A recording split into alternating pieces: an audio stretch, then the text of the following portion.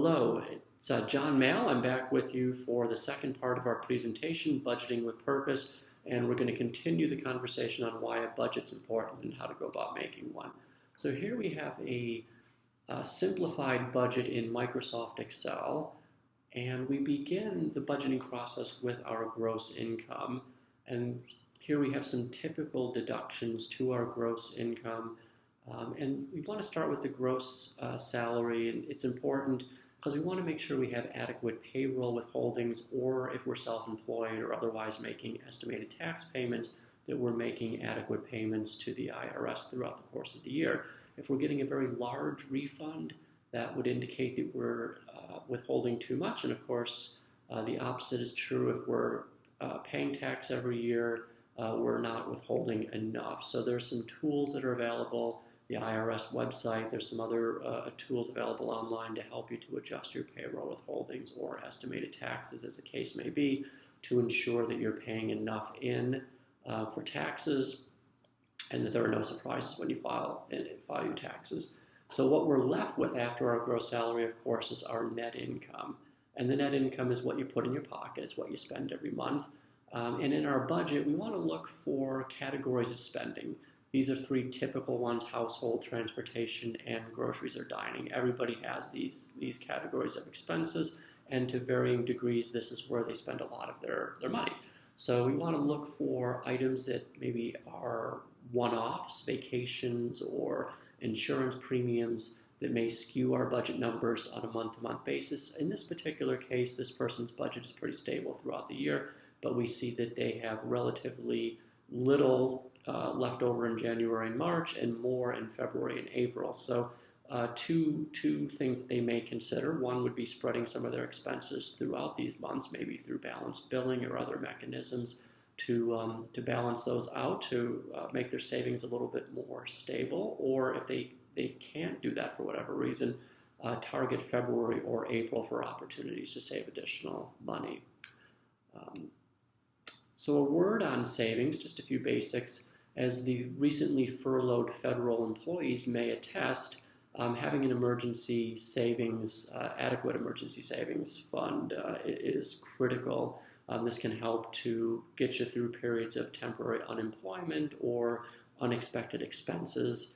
Managing revolving debt is very important. If you have high interest credit card debts, this ultimately cannibalizes your savings. So you want to have a plan in place to pay off high interest credit card debt before you engage in most savings. You should always have emergency liquidity, and you may want to take advantage of your employer match in your 401k, but you, for the most part, want to pay off your high interest credit card debt before you engage in savings, and your budget can help you to do that. It can help you to allocate money to those debts instead of to savings goals. Automate your savings. The 401k is such a powerful tool simply because you never see the money that you put into the 401k. You learn to live without it. And you can do that in other areas of your life by diverting money to, for example, a checking or savings account, to IRA accounts, to a brokerage account, etc. We encourage people to use different types of savings vehicles to save for long-term goals, retirement, for example. Use the 401k or other tax-deferred vehicles to help you to save. $1 in your 401k doesn't reduce your pay by $1, so it's a very effective way to save. But supplement that by using Roth 401k or Roth IRA accounts or brokerage accounts, taxable accounts to help you save. That will put you in the driver's seat in retirement. You'll have different pools of money from which to draw, and you can more efficiently create a retirement income stream if you have multiple types of accounts to draw from. A word on risk management. The budget is very, very helpful, in particular with ensuring that you have adequate disability income insurance. So disability income insurance will help to pay for monthly expenses in the event that you're sick and injured and can't work. You can directly tie the amount of coverage that you need back to your budget to make sure that that you have enough money coming in on a month-to-month basis to honor your spending and savings needs. Identify the risk of death or long-term care, not directly budget related, but it's foundational financial planning. how would your death or a long-term care event impact your family?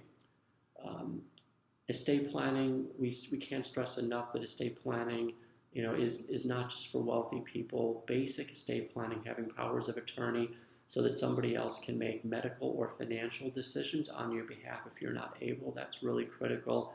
Wills will ensure that your assets are transferred efficiently, but for those that have minor children, they also will help to ensure that your children have a guardian in the unthinkable event that you and a spouse are killed in a simultaneous accident. You want to take care of these remote risks, but these very impactful risks that you may have. So a will is really critical planning for people, particularly if you have minor children. Note that not all assets are transferred through the will. In fact, a lot of them are not. So life insurance policies, for example, or 401k plans would be transferred by a beneficiary designation. So be sure that you have up-to-date beneficiary designations on file, review them periodically, and make sure that the people that you want to have receive the assets are the people that will receive them.